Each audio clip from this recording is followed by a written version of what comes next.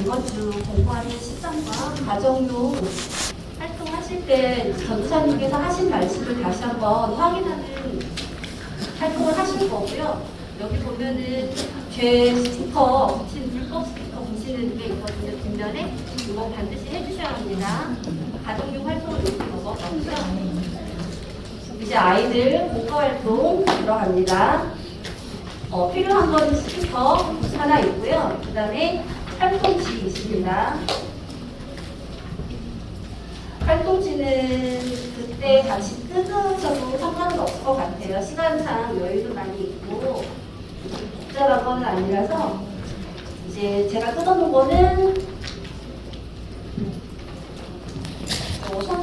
손 활동지, 그 다음에 이렇게 하나 있고 요 안에 보면은 뭐 삐뚤빼뚤한 모형의 그림들이 있습니다. 이렇게 4가지. 이제 도입부는 전도사님 설명하신 것처럼 에덴 동산에 죄가 들어왔어요.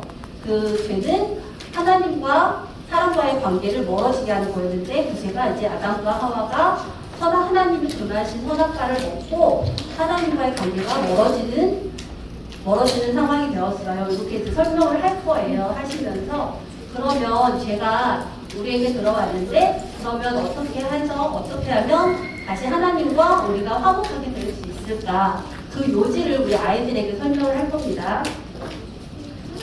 그러면서 이제 아이들과 같이 요 스티커를 활동지를 다 뜯어주시고요. 이제 아이들에게 먼저 이렇게 이야기를 할 거예요. 여기 보면 깨끗한 손 모양이 있는데 손 모양이 어느 날 이 손은 원래는 하나님을 찬양하는 예쁜 손, 남을 섬기는 예쁜 손이에요. 그런데 어느 날 삐뚤빼뚤 이상하게 생긴 모양들이 올라오기 시작했어요 하면서 여기다가 손에다가 이런 빼뚤빼뚤한 모형들을 올려주시면 됩니다.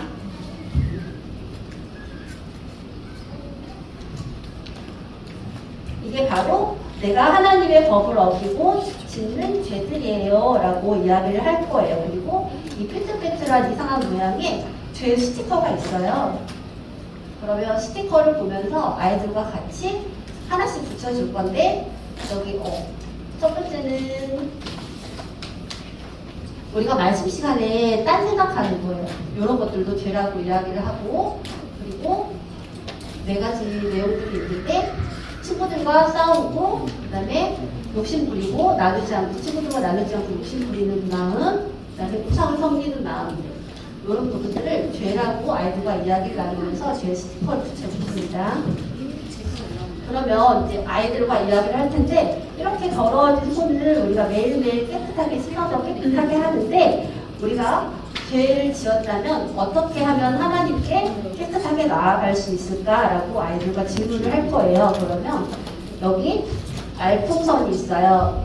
하나님의 말씀을 어긴 저의 죄를 용서해 주세요 라고 회개 기도를 할 거예요. 그러면 선생님들이 먼저 하나님의 말씀을 어긴 저의 죄를 아이들이 같이 용서해 주세요 라고 이야기를 하면서 여기 보면 칼선이 있는데 칼선에다 이 손을 띄워줄 거예요.